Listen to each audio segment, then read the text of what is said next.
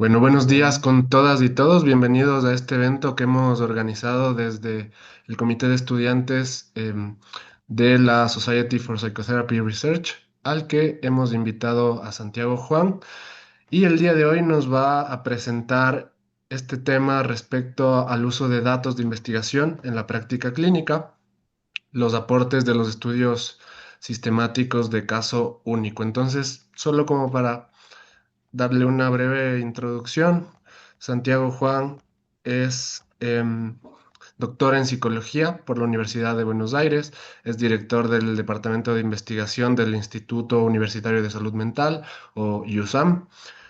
También está en la Asociación Psicoanalítica de Buenos Aires, además es terapeuta especializado en psicoterapia psicodinámica, cuenta con un diplomado y es entrenador oficial en diagnóstico psicodinámico operacionalizado, u OPD2, como también se lo conoce, y es docente de grado y posgrado en la UBA, además de profesor de doctorado en psicología en la Universidad del Salvador. También dicta clases en la maestría de psicopatología y de salud mental en USAM Apdeva. Además, no olvidar que es codirector de Arcodinámica. Y en lo que respecta a investigación específicamente, se especializa en mecanismos de cambio en psicoterapia psicodinámica en la USAM. Y en relación con este trabajo es que él ha publicado más de 30 artículos, tanto en castellano como en inglés y en portugués. Y luego de esta breve introducción, sí, te doy el paso, Santiago, para que empieces cuando gustes. Solo les recuerdo de manera breve, la dinámica es que Santiago va a ir presentando. Si es que tienen dudas, lo ideal es que las vayan dejando en el chat o las abordemos en los minutos finales. Pero de todos modos está abierto el espacio ahí para esto. Sí, entonces te doy el paso, Santiago. bueno, Jorge, muchas gracias. Te maté con las siglas, había un montón de siglas ahí en lo que te pasé. Este, bueno, gracias, Jorge, gracias al capítulo, gracias, bueno, aprovecho que está la presidente Clara Paz del capítulo latinoamericano, gracias por invitarme. Está muy bueno todo lo que están haciendo en el capítulo y bueno, me puse muy contento que me invitaran. Eh, Y voy a compartir pantalla, voy a tratar de ser breve para que haya tiempo al final, por lo menos que tengamos unos 15 minutos finales de interacción, de preguntas, comentarios, etcétera. Eh, Esto va a quedar grabado, yo ya y libre, ya el consentimiento que me pasaron ya lo firmé, déjenlo en todos lados, yo feliz. Incluso las diapositivas que voy a mostrar también las pueden compartir, que te las pasé. Eh, y voy a compartir pantalla, que me tendría que dejar, sí, me deja. Eh, mm, a ver, es el momento donde no funcionan las cosas. Ahí, ¿están viendo? ¿Lo están viendo bien? Sí, ya se ve. Y vos admitís a los que van llegando, o no, no lo tengo que hacer yo, ¿no? Sí, yo me encargo de eso, no te preocupes. Excelente. Ahí está. Bueno, lo ven en pantalla completa, se ve todo, ¿no? Sí, perfecto. Perfecto. Bueno, bueno, hola a todos, veo un montón de caras conocidas y gente que quizás no conozco. Gracias por estar acá una vez más. Bueno, a mí me pidieron que hablara un poco sobre esto, sobre el uso de datos de investigación en la práctica clínica. Es un tema súper amplio y que se puede abordar desde un montón de lados. Y bueno, tuve que tomar una decisión desde dónde abordarlo y la decisión que tomé es abordarlo desde cosas que vengo haciendo, venimos haciendo con todo un grupo de trabajo que me acompaña y del que formo parte. Muchos de los que están hoy acá forman parte de toda esa red de trabajo, que tiene que ver con estudios sistemáticos de caso único. Entonces, por eso se llama así este webinar y es un poco la idea. Esto no lo voy a repetir porque lo dijo Jorge recién, esto es lo mismo que dijo Jorge recién. Simplemente ahí tienen todos los loguitos de los lugares que tienen que ver conmigo, de las instituciones en donde yo estoy y o instituciones que han financiado o financian las investigaciones que yo estoy dirigiendo en estos momentos. Eh, y bueno, estos webinars también son una buena excusa para que nos vayamos enterando de distintas cosas que hace cada uno, de distintas instituciones. Y qué bueno que este webinar sea una oportunidad para que la gente se siga vinculando más con OSCA y se siga vinculando más con la SPR, con la SPR, eh, que es un lugar que vale la pena estar y conocer. Bueno, yo lo que me planteo en esta media horita y pico que voy a estar hablando es tratar de aportar con lo que les cuente hacia esta traducción de resultados de investigación en decisiones clínicas, tratar de aportar a la integración entre la información empírica, el juicio clínico y los aspectos contextuales de los pacientes. Y todo esto voy a tratar de abordarlo desde el ángulo, desde lo que venimos haciendo en estudios sistemáticos de caso único. ¿Mm? Em, si tengo algo de éxito, me gustaría que el seminario pueda aportarles, se queden pensando en la interpretación clínica de los resultados que uno puede hacer a partir de la investigación. Eh, una idea bastante específica que vamos a trabajar, que les voy a mostrar, es la idea de visualizar secuencias de cambio.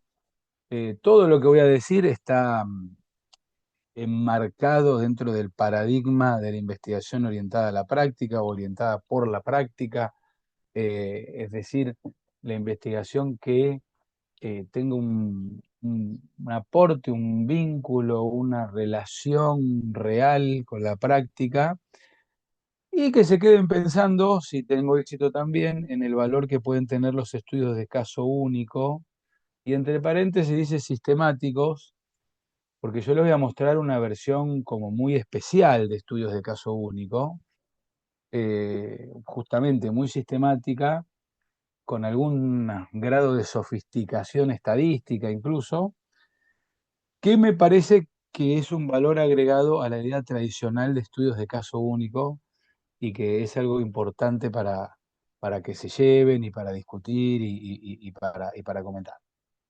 Bien. Les voy a hablar un poco de un programa de investigación eh, que venimos desarrollando hace bastante tiempo. Esto empezó inicialmente en el 2017 con un SPIAR Small Grant, justamente, que me otorgó la SPR en su momento, y después continuó con otros subsidios, incluido otro SPIAR Small Grant. Y yo les voy a mostrar ejemplos de este programa de investigación. Hay algunas cosas publicadas que, por supuesto, feliz de compartírselas, que el contacto quede abierto, tienen en las diapos todos mis datos para escribirme, para lo que necesiten. Esto va a quedar en el canal de YouTube, ¿no? De SPR, así que pueden ver todo ahí y la idea es abrir un contacto. Hay algunas cosas publicadas como estas que yo les estoy mostrando. No es lo único que he publicado de ninguna manera, pero bueno, serían como cosas a las que pueden ir si tienen ganas de apoyar como más a fondo lo que yo voy a estar comentando, ¿no? Y aparte para que vean la gente que me ha acompañado y que me sigue acompañando, muchos de ellos en el trabajo. Esto es una de las últimas cosas que publicamos el año pasado, que tiene que ver con la última etapa del programa, que tiene que ver con mentalización. Hay coautores de este paper acá, creo que está Pamela por ahí, y no sé si me olvida de alguien más. Eh, es un trabajo que estamos haciendo también en colaboración con todo el grupo de investigación de la Universidad de El Salvador acá en Argentina. Bien. ¿Cuál es el background de este programa de investigación? Yo se los voy a introducir muy brevemente, les voy a mostrar algún collage de resultados y sobre todo pensando en qué nos podemos llevar de esta idea de estudios de caso sistemático. El background es la idea de cambio en terapia psicodinámica, o sea, las terapias basadas en el psicoanálisis, la idea de entender el cambio como cambios en varios niveles del funcionamiento de la personalidad de los pacientes, que se supone que los pacientes deberían mejorar en la manera en la que afrontan sus temas centrales y que una forma de operacionalizar esto es pensar en cómo cambia la elaboración de focos terapéuticos en el paciente y el OPD2, que les voy a contar muy chiquitito qué es una herramienta especialmente diseñada para esto y que se puede usar en investigación. Y la gran pregunta que ha guiado este programa es cómo interactúan distintas dimensiones de cambio, unas con otras, a lo largo de un tratamiento completo, ¿no? Un tratamiento psicodinámico focal completo. Eh, ¿Cómo nos puede ayudar para esto algo que se llama análisis de series temporales? Eh, y que lo voy a contar muy brevemente qué sería, y cómo esto puede colaborar con algo muy vigente en el campo de la investigación en psicoterapia, que es la idea de personalización de los tratamientos, es decir, tratar de acercarnos a qué tipo de tratamiento sería mejor para qué tipo de paciente, ofrecido por qué tipo de terapeuta, ¿no? Una pregunta que se hace muy fácil y responderla es un poco más complicada, eh, pero lo que les voy a mostrar sería como un granito de arena, un aporte en esa dirección. ¿M? El objetivo general del programa es evaluar el cambio estructural, les voy a contar un poco qué entendemos por esto después, y su interacción con otras dimensiones de cambio. Ahí dice severidad clínica, adherencia a intervenciones psicodinámicas, presencia de focos terapéuticos, función reflexiva, que es la manera de medir mentalización, y evaluar todo esto, o analizar todo esto, indagar todo esto, realizando una investigación de caso único de series temporales. Importante volver a decirles que este programa viene contando con subsidios, varios de los cuales la tienen a la SPIAR como fuente de financiamiento. También está la Universidad de El Salvador y también está la American Psychoanalytic Association, que es la institución, digamos, IPA de Estados Unidos. Bien, muy brevemente, nuestro querido amigo Gonzalo, obviamente no se llamaba así, ¿no? Un paciente joven, clase media argentino, trabajando en una empresa, se acerca a tratamiento por problemas de relación, dos parejas en paralelo, no sabía qué hacer con esto, estaba ansioso, desanimado, sintiéndose vacío, confundido, angustiado, cansado de vivir mintiendo, tratando de buscar un camino para funcionar de otra manera. Eh, Según DSM-5, uno podría pensar en rasgos de trastorno de personalidad, tipo narcisistas y un paciente con algo de trastornos emocionales, o sea, con una mezcolanza de ansiedad, depresión y estos rasgos de personalidad, ¿sí? Terapeuta que era yo, ¿sí? Un hombre muy apuesto, de 38 años en ese momento, eh, y bueno, ahí lo que dice bueno, que era yo y que lo que se intentó hacer con este paciente fue la idea clásica de terapia dinámica de apoyo expresiva, que tiene muchos exponentes. El principal, el primero fue Lugorsky, pero hay un montón más. Y que este modelo de tratamiento se apoyó muy fuertemente con los criterios que trae el OPD2 para formular el caso, para establecer los focos de trabajo, para hacer las entrevistas diagnósticas, que fueron dos, y después el tratamiento duró 54 sesiones más a lo largo de casi 2 años. Es un tratamiento completo, que empezó y terminó en acuerdo con el paciente, terminó hace bastante, ¿no? Bien, ¿qué medidas aplicamos a esto? Yo también pienso que un webinar como el de hoy puede ser una buena excusa para que mucha gente se entere de determinadas medidas, instrumentos, cosas que hay que uno puede usar en investigación, en este caso de orientación más psicodinámica, psicoanalítica, pero no exclusivamente. Una medida fundamental que usamos es el OPD, no voy a hablar mucho sobre qué es el OPD, porque no tenemos tiempo, pero básicamente es un manual para entender qué le pasa al paciente y cómo ayudarlo, un manual para formular casos, establecer diagnósticos, planificar el tratamiento, con criterios flexibles, pero compartibles también. Tiene esta estructura multiaxial. ¿M? Básicamente me interesa el eje 2, el 3 y el 4, relación, conflicto y estructura, que tiene que ver relación con la idea de transferencia contra transferencia, pero súper operacionalizada y actualizada, en términos de círculos interactivos, círculos viciosos relacionales, patrones relacionales disfuncionales, eh, ciclos relacionales maladaptativos, hay un montón de formas para esto, digamos, las piedras con las que tropieza una y otra vez el paciente en la relación con sus otros significativos, de manera no del todo consciente, eso sería el eje relación. Los conflictos clásicamente intrapsíquicos que pueden estar activos en un paciente, el eje conflicto, y el funcionamiento básico de la personalidad, cómo percibe el paciente, cómo se regula, cómo se comunica hacia adentro y hacia afuera, y cómo se vincula con sus objetos internos y externos. ¿Todo esto para qué?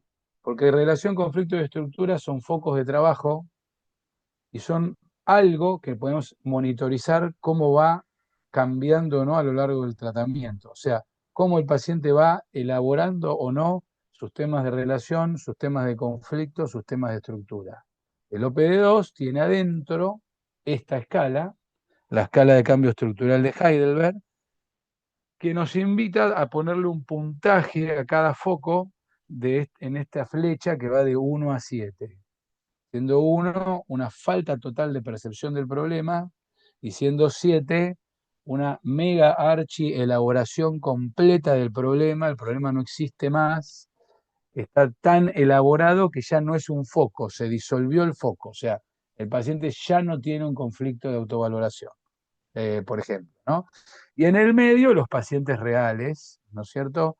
Que están, que sí, que no, que alguna cosa sí, que alguna cosa no, que van reconociendo su responsabilidad en el problema, su participación en el problema, eh, que se van abriendo a nuevas posibilidades de relaciones con la realidad, de conductas, de vivencias. Es una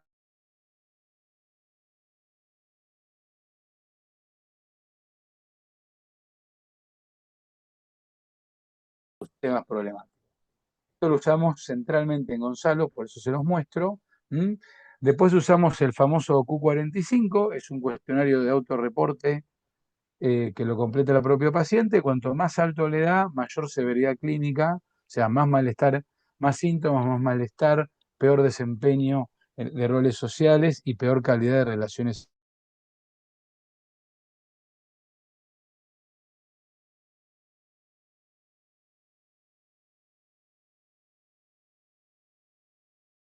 Lo tenía en inglés y no llegué a traducir. Se va tu Eh, voz. a ver, Por, por momentos se va tu voz. ahí me escuchan, Sí, ahí va, ok. Eh, ¿Ahí me escuchan bien? Cualquier cosa me avisan, gracias Isabel. Eh, Esto también lo medimos, qué tanto se trabajaba, qué tanto se hablaba en una sesión sobre relación, conflicto o estructura.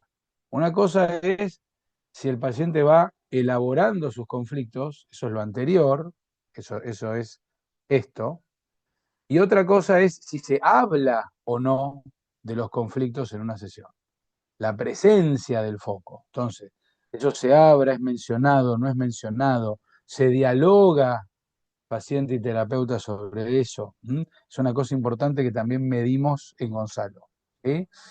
Teniendo en cuenta que cuanto más presente los focos, más cerca el terapeuta de su formulación del caso. ¿No? ¿Qué más medimos? Medimos qué tan psicodinámicas eran las intervenciones del terapeuta. O sea, qué tan adherente a un modelo dinámico de tratamiento eran las intervenciones del terapeuta. Esto se lo preguntamos al terapeuta, es decir, yo completé una escala después de cada sesión y le preguntamos lo mismo al paciente. que completó la misma escala después de cada sesión. ¿Sí? Y mayores puntajes, mayor adherencia. Se supone que la sesión fue más característicamente psicodinámica en la visión del terapeuta y del paciente por separado. ¿Mm? Y por último, medimos mentalización con la escala que inventó Fonagy y la adaptación de esa escala a sesiones de tratamiento, el RFS In Session, que tiene estos peldaños, desde -1 a 9, siendo -1 un rechazo activo de mentalización, incluso agresivo, incluso bizarro, y siendo 9 una cosa total y excepcional, dice la escala, un análisis profundo y complejo de las relaciones entre estados mentales propios y ajenos, con capacidad para manejar ambigüedades y contradicciones. O sea, algo que no existe, digamos. En general los pacientes, con suerte, están en 5, 6, 7, eso ya es mentalización, ¿no? 1, 2, 3 no es mentalización estrictamente hablando. Nosotros medimos todo esto. Se te fue la voz otra vez, Santiago. Perdón. Y si me escuchan mejor así, me quedo así. Sí, sí. Nosotros, gracias.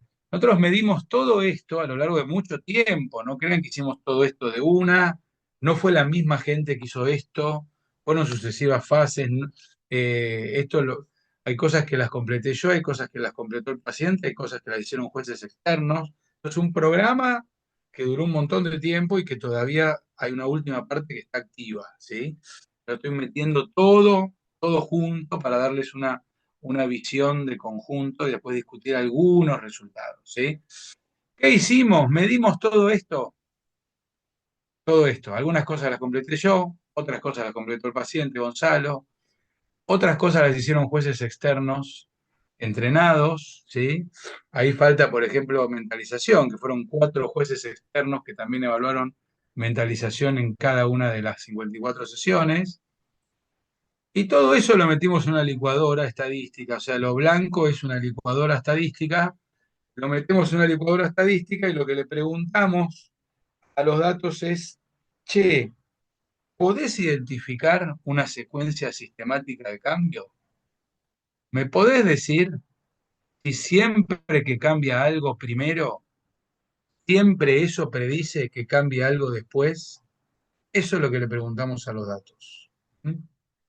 Eso es el análisis de series temporales, la búsqueda de efectos predictivos, la búsqueda de precedencia temporal sistemática, la búsqueda de secuencias de cambio. Son distintas maneras de decir lo mismo, que no es buscar si cuando sube una cosa baja la otra. No, no, no. Es más que eso. Metemos la variable tiempo acá. Siempre cambió primero A y eso predijo que cambiase después B. Y una cosa que quiero que se lleven hoy es que si no hacemos estos análisis, no nos enteramos de estas secuencias, porque estas secuencias no se ven si no haces estos análisis. Eh, y ahí hay una cosa importante para que se lleve. Bien, algunos resultados, les muestro algunas cositas y charlamos un poco. Primero les muestro, y a propósito les voy a mostrar cosas que no se van a entender mucho, porque justamente el desafío es qué hacemos con estos resultados, ¿no? Bueno, este más o menos se entiende. Estos son los puntajes de OQ45 de Gonzalo a lo largo de las 54 sesiones. Eh, Empezó más o menos bien, tuvo muchas oscilaciones y terminó un poquito mejor de cómo empezó, ¿no? Eh, pero tampoco terminó súper mejor de cómo empezó. Digamos que mitad de tabla, ¿sí? Mitad de tabla. Pero este se entiende más o menos bien, pero si sigo avanzando, acá ya empezamos con los gráficos que son más inentendibles. Estos son los puntajes de elaboración de conflicto en verde y de elaboración de temas de estructura en naranja, y lo que está en vertical son los puntajes de la escala de Heidelberg. Fíjense que nunca llegó a más de 5, siendo que la elaboración completa de los focos es 7, ¿no? Y hay puntajes más bajos. Y hay una cosa que esto quiero transmitir, si uno ve esto mucho que no se entiende, ¿qué hago con esta información? Bueno, vamos a tratar de ver si lo que le pedimos a los datos nos sirve para entender qué haríamos con esta información, ¿no? Porque acá veo esto y mucho no entiendo.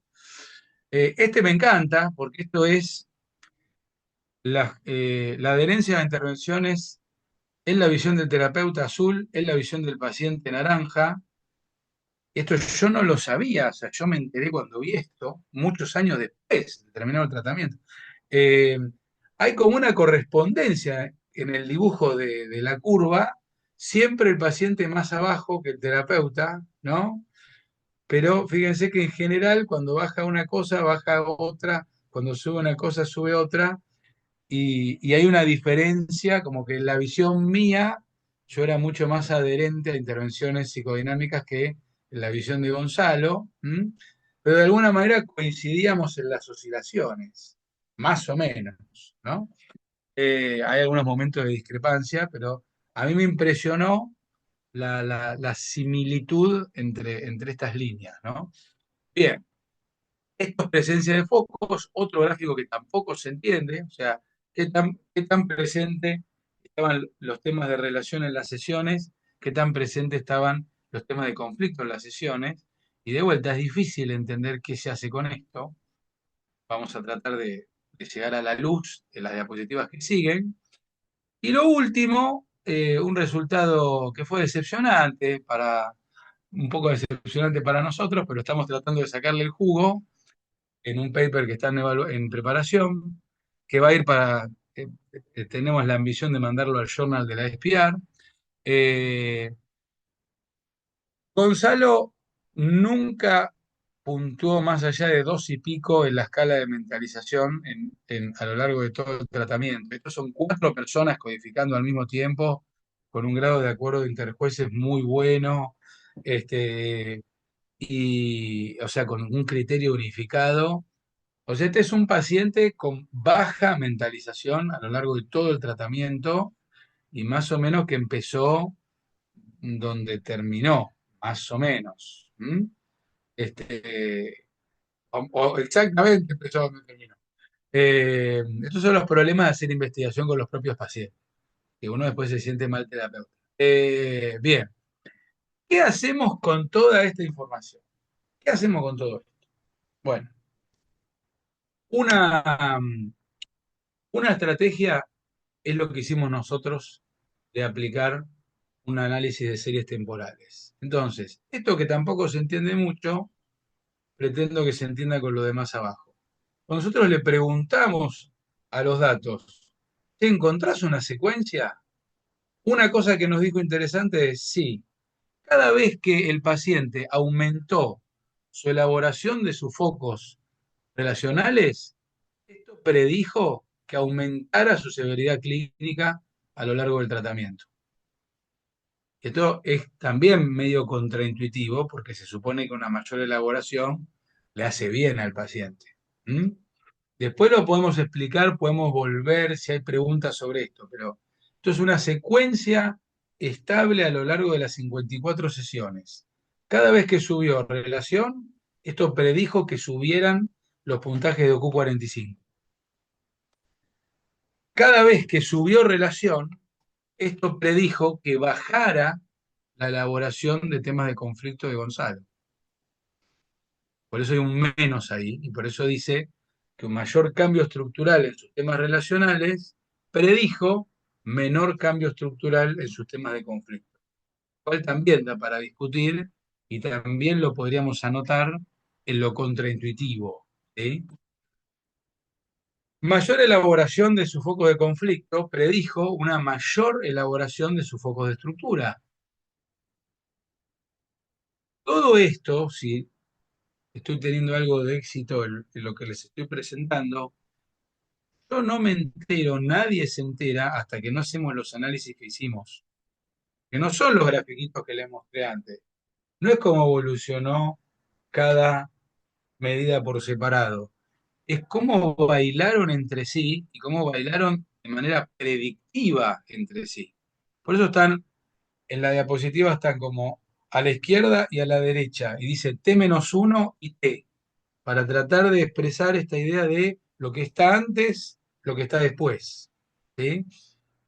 Lo último que encontramos, esto es lo que estamos preparando para publicar, bien contraintuitivo, es que cuando subía su funcionamiento reflexivo, esto predijo de manera sistemática y a lo largo de toda la terapia una disminución en la elaboración de los focos de conflicto, lo cual uno hubiera esperado lo contrario, ¿no? Mayor función reflexiva prediciendo una menor elaboración de los temas de conflicto en Gonzalo. Y por último, una mayor elaboración de los focos de estructura predijo una disminución en el funcionamiento reflexivo. Por eso también hay un menos ahí en el número y que también es contraintuitivo. Vamos a tratar cierro 2, 3 minutos más con una posible discusión de estos resultados. ¿Sí? ¿Qué podríamos decir? Y esto tiene que ver con poder traducir clínicamente esta cosa que puede parecer medio inentendible al principio. Bueno, yendo a lo primero que les mostré, uno lo que podría conjeturar es que algunos pacientes, mientras estén elaborando sus temas relacionales, uno podría esperar que su gravedad clínica se deteriore temporalmente. ¿Mm? Ejemplo. Eh, otra discusión posible de lo segundo que les mostré, la idea de que relación y conflicto al interior de una terapia dinámica podrían ser cosas que no se pueden trabajar al mismo tiempo. Si el paciente avanza casilleros en relación, retrocede en conflicto. Entonces, saber que podría llegar a existir una alternancia de trabajo elaborativo en determinado tipo de pacientes, porque no se olviden que esto es un caso único, entonces para generalizar esto hay que seguir haciendo cosas en otro tipo de muestras, con otro tipo de diseño. ¿Sí? Eh, y lo tercero que les mostré, una pregunta que podríamos hacer esto, es, que voy a enchufar mi máquina porque se va a apagar, que quizás los resultados estén indicando que si trabajamos, importante trabajar primero conflictos en los pacientes para que eso potencie cambios a un nivel más de personalidad, de estructura psíquica de lo que les está pasando. Dado que lo que vimos es que avanzaba Casilleros en conflicto y eso predecía que avanzase Casilleros en temas de estructura.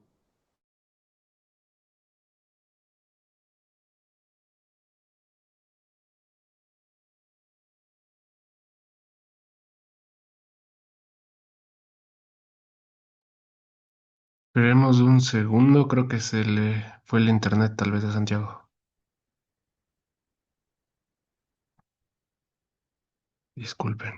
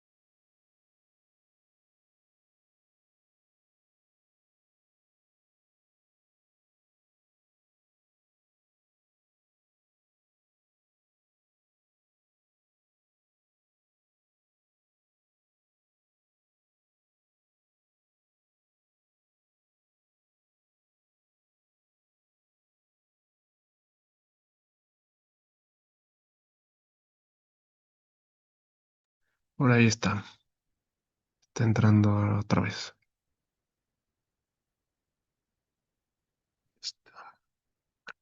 Bueno, esto sí que nunca me pasó, ¿eh? Realmente, que se me apague la PC en el medio de una presentación, no sé qué le pasó, se asustó la computadora. Nunca en la vida me pasó una cosa así, no tienen cómo creerme, nunca me pasó una pero nunca, ¿eh? Estaba todo enchufado, no tengo idea qué pasó. Pero bueno, hice como una pausa de suspenso para dejarlos pensando. Voy a volver a la presentación, igual ya faltaba muy poquito. Eh, Nada, ¿tiene algún comentario? Mientras tengo una diapositiva más para mostrar, nada más. Mientras mi máquina hace un esfuerzo sobrehumano por abrir un PowerPoint, y ya estoy con ustedes. Capaz Por el podemos abrir la momento, pregunta. Podemos abrir la Santiago, pregunta. Santiago, Sí, vos sí. querías un no, comentario. Yo como muy vieja terapeuta diría que no me sorprende tanto porque a veces el paciente se agrava pero no está mal. ¿Mm? Es parte de una mejoría. Se agrava para los demás, para la familia, pero el terapeuta y el paciente lo ven distinto.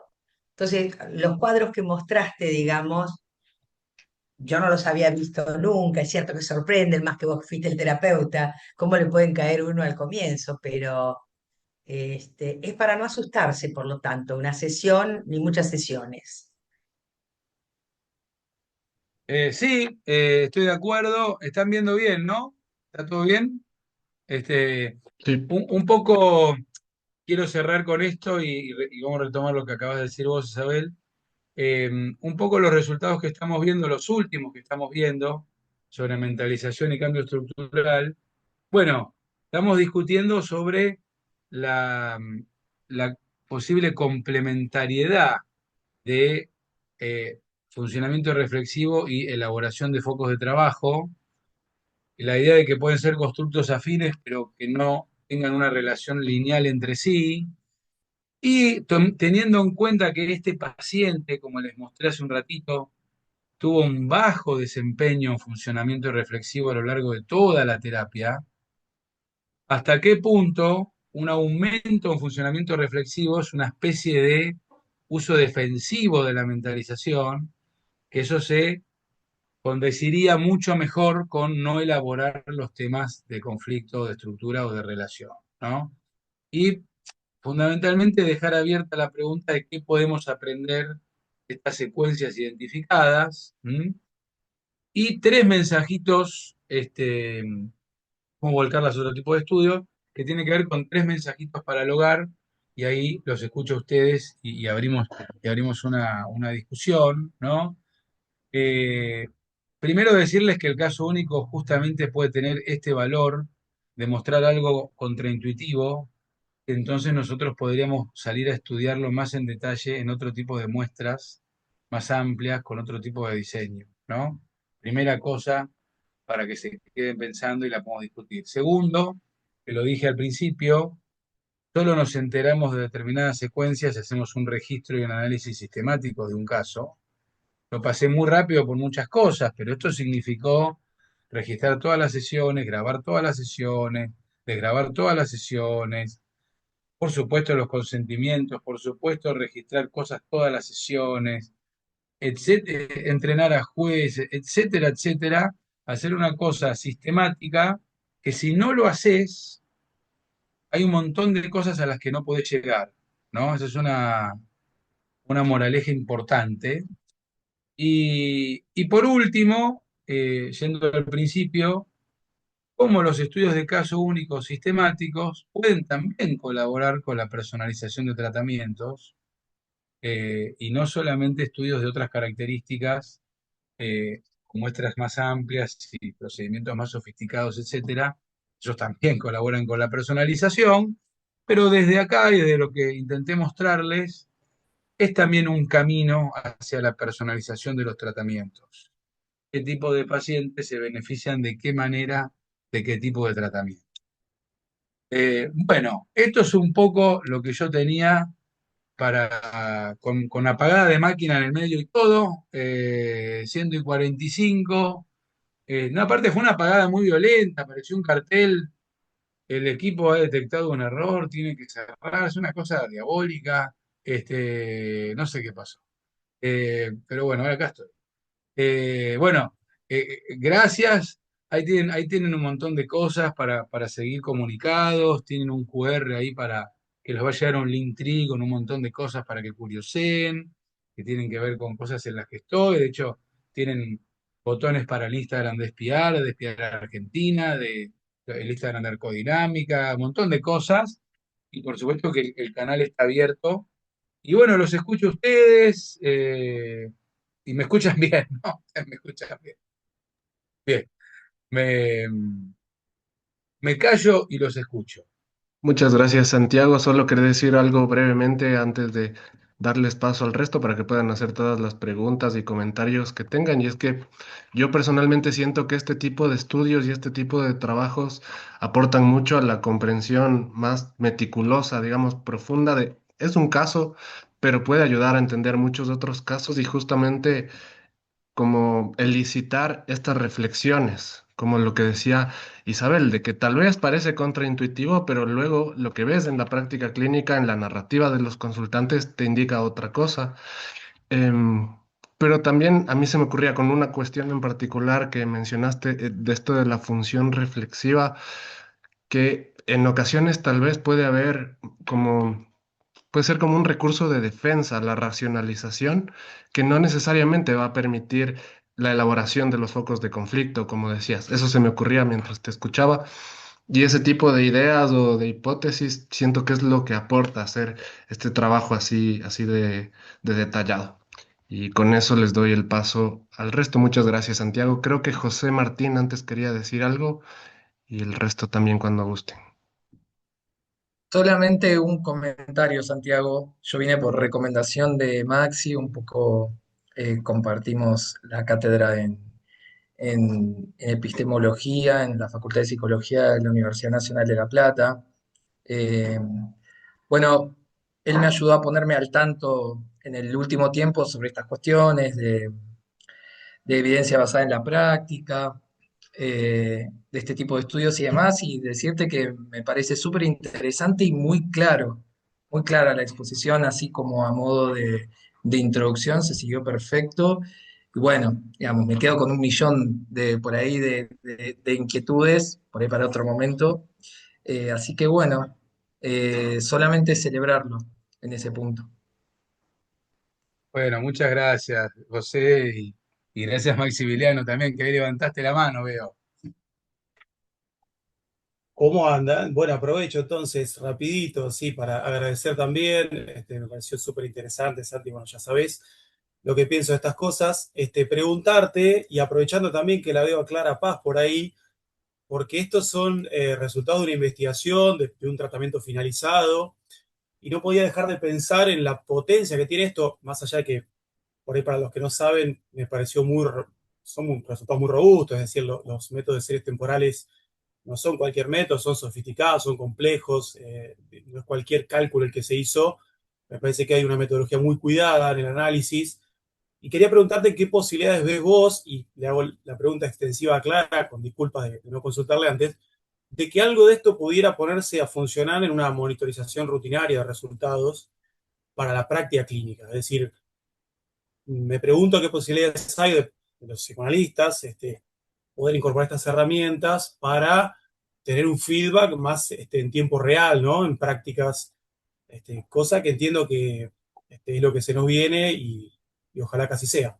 Pero no sé si lo habías pensado vos para esto. No, bueno, preguntás por monitorización y está Clara, no puedo dejar de darte la palabra, Clara, escúchame. Por Dios, ¿qué se te ocurre decir? O sea, no, y gracias, Maximiliano, por tu pregunta, porque yo, o sea, estaba pensando, quería después aportar un poco para cerrar la charla, pero también va en esta dirección, no sé, yo creo que algo sería algo súper enriquecedor si podríamos encontrar la forma de incluir este tipo de información en la monitorización de resultados, considerando que buscar las maneras en que ¿qué es lo que estaba pensando? En cómo hacer, recolectar información que sea relevante, pero que no canse al consultante y al terapeuta de recolectarla, ¿no? Esa por una parte. Y después también, claro, y esta era una pregunta que le quería hacer a Santiago Juan, ¿cómo ve la posibilidad de poder, porque yo, claro, entiendo que hacer todos estos estudios de casos y sistematizarlos toma, y es un estudio, o sea, toma tiempo, ¿no? Entonces, ¿cómo sería eso implementar a la monitorización de resultados? Creo que es complejo, pero sí, yo también lo visiono así, ¿no? Como entre más información podamos tener en la monitorización, será más rico, y entre más información tengamos acerca de estas interacciones, entre el paciente y el terapeuta, o sea, sería lo ideal, yo creo, ¿no?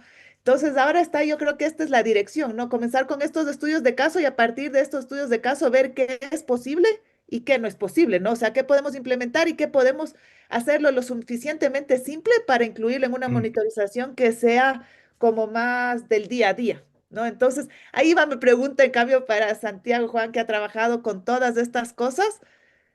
¿Qué crees tú que podríamos hacer? O sea, ¿qué crees como de todos? Porque yo sé que sistematizar todo este caso es como, estos casos es complejo, pero tú, ¿qué verías como lo mínimo que desde tu experiencia sí podríamos usar en la monitorización? Bueno, bueno, gracias por las preguntas, por los comentarios. Mirá, vos, Clara, lo sabés muchísimo mejor que yo. La idea es hacerlo simple y no abrumador. Y me parece que de lo que nosotros tomamos, hay cosas que tomamos que son bastante sencillas. O sea, eh, escenarios de resultados que en realidad ni siquiera lo Q45 es tan breve como un Core 10, por ejemplo, que son, hay cosas de muchos menos ítems que vos las conocés muy bien. Este, yo creo que mi opinión en esto es que, yendo al tema monitorización, ¿no? Yendo al tema de monitorización, yo creo que lo importante es un cambio cultural en nuestras latitudes, de empezar a ver, hacer algo con los tratamientos, ¿no es cierto? Eh, y empezar con algo chiquito, ¿sí? Por ejemplo, lo que acá fue muy complejo y todo lo que tiene que ver con cambio estructural de los focos, presencia de los focos, evaluar mentalización. Y eh, eso no lo veo muy viable para la práctica rutinaria, y para que los terapeutas incluyan en su ya abultada agenda. Ahora, empezar a instaurar la cultura de que cuando los pacientes entran en tratamiento se les toma breves escalas, eh, a lo largo de las primeras sesiones y cada X cantidad de sesiones, que midan cosas que nos interesan medir. Lo que yo mostré, bueno, tenemos lo que estamos de acuerdo todos, severidad clínica, síntomas, cómo está el paciente. Después hay cosas más afines a determinados modelos de tratamiento, como por ejemplo cuestionarios muy breves basados en el sistema OPD, que tienen buena evidencia de confiabilidad y validez, que nosotros hemos adaptado al contexto argentino, que son 12 ítems y que muestran cómo estaría a nivel de estructura psíquica un paciente, y son 12 preguntas que hay que evaluar, que el paciente reporta acuerdo con esas afirmaciones, y eso da una mirada de cómo empiezan los pacientes, qué tan bien o mal de estructura empiezan los pacientes, y eso es fácil de hacer, ¿sí? Yo, si voy a lo mínimo, Core 10 y este cuestionario que te digo yo de estructura abreviado de OPD. Eso tiene una cosa como trans teórica de evaluar severidad, malestar clínico, ¿sí? Y una cosa más específicamente psicoanalítica, psicodinámica, que es esto de el cuestionario de estructura OPD abreviado, porque existe una versión larga de 95 preguntas, que es un montón. Este está bajado a 12, ¿m? Y nosotros nos hemos abocado a adaptarlo a Argentina y nos da muy buenos resultados. Aprovecho tu pregunta para responder eso. No, solo antes de pasar a Jesús que alzó la mano, pero sí me parece súper importante como las dos cosas que planteas, o sea, esto de tener siempre como una medida como de los síntomas y otra como del mecanismo del cambio, ¿no? O sea, ¿qué va a llevarte a tener ese cambio? Y tú lo que estás eligiendo es como algo que se adapte a tu modelo de intervención, no algo que pueda decir, yo estoy haciendo esto en terapia para cambiar esto y eso va a producir unos cambios en síntomas, ¿no? Entonces, si puedes monitorizar eso y está el modelo, eso te va a dar la información relevante para poder como un poco tomar decisiones, ¿no? Acerca de si estás yendo por el buen camino dentro de tu modelo o no. No sé si así, este es como el resumen que nos quiere, pero me parece como pertinente y entendible de que tenemos cosas más generales como los resultados y cosas más específicas sobre cómo entendemos que el cambio se debe dar en psicoterapia.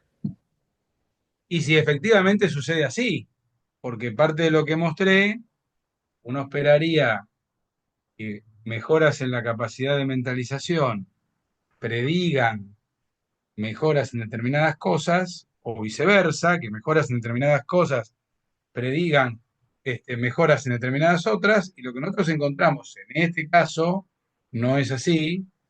Y en muestras transversales de 400 personas, donde hemos medido constructos similares, encontramos algunas cositas contraintuitivas también.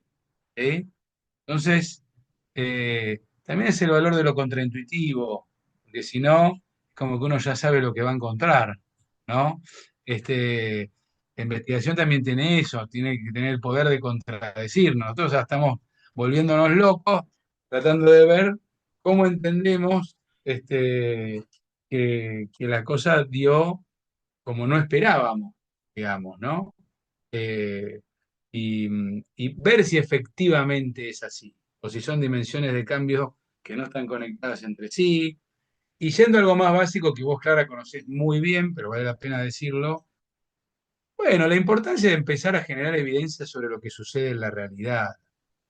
Este, ¿Qué tipo de pacientes entran, cómo se van, cuántos se van, ¿no? O sea, hay todo un camino por recorrer para, para tratar de hacer un monitoreo que es como más humilde incluso que lo que estamos diciendo, que es qué sucede, digamos, o sea, qué hay, ¿no?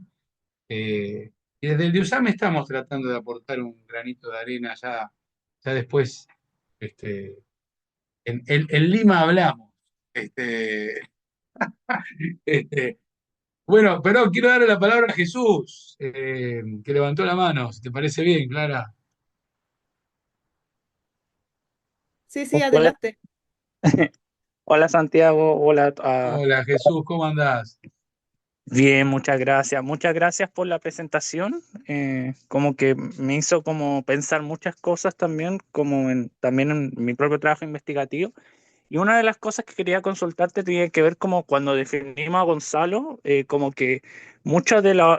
Y el enfoque que a veces le estoy dando son como los análisis de los factores sociales que a veces aparecen, como no sé, como cuánto dinero gana, si vive con, por ejemplo, con la pareja o no.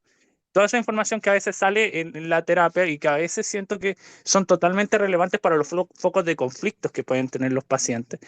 Entonces yo me puse a pensar cómo se puede eh, hacer una conversación en estos datos con estas como variables más sociales que pueden llegar a tener los pacientes, porque al final la terapia puede ser una vez a la semana, 2 veces por semana, depende de la complejidad que tenga el paciente.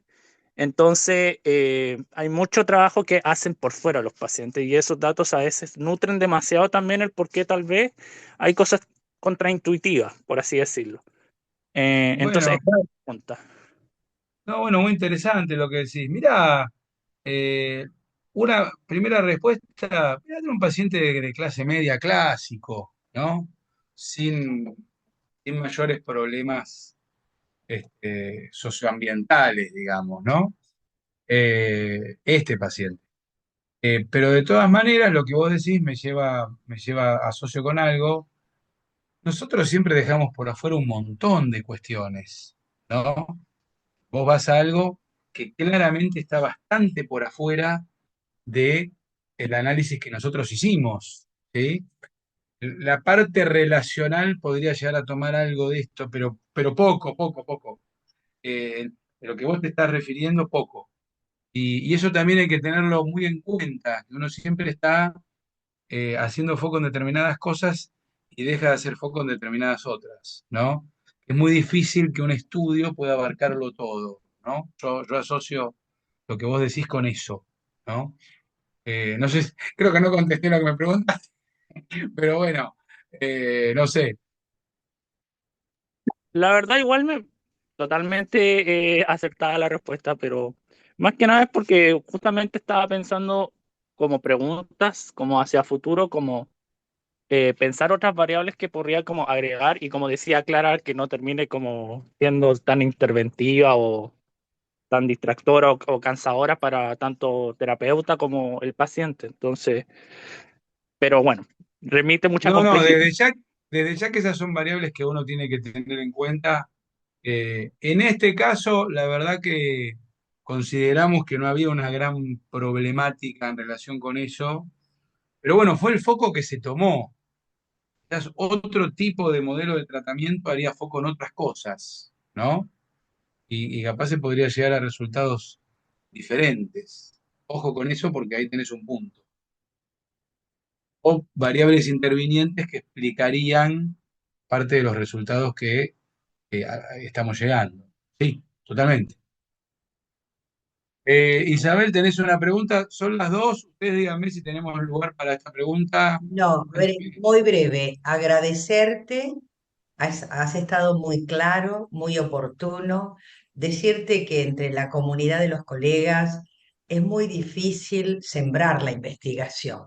Vos sabés que yo investigo, pero cuesta que se convenzan de la importancia de la investigación. Es cierto que se está trabajando mucho y quizá no ganando tanto, y hay que vivir. Pero me encantó, ¿sabes qué? Que has incluido la voz de los pacientes, porque si no es la voz del terapeuta, es la voz de los expertos, de los jueces externos, y acá en algunos cuestionarios yo lo que veo es que está la voz del paciente, que es importante también eso. Así que muchas gracias, Santiago, nos vemos en breve entonces, o con vos o con Sí, el bueno, equipo, y muchas gracias a todos ustedes por permitirme estar. gracias Isabel por estar. Muy importante que como parte de la comunidad del Liusama Abdeva estés hoy acá, de verdad. Gracias, gracias. Sí. Muchas gracias, Santiago, Isabel y a todos y todas quienes se han dado el tiempo para participar en este evento. Y nada, solamente estén pendientes de las redes sociales de SPR Latinoamérica porque vamos a seguir sacando eventos para los próximos meses. Y con eso nos despedimos. Les agradezco nuevamente que tengan Bueno, un buen día. muchas gracias, Muchas gracias gracias. Clara, gracias, Gracias. gracias Jorge, gracias a todos. Chao. Chao.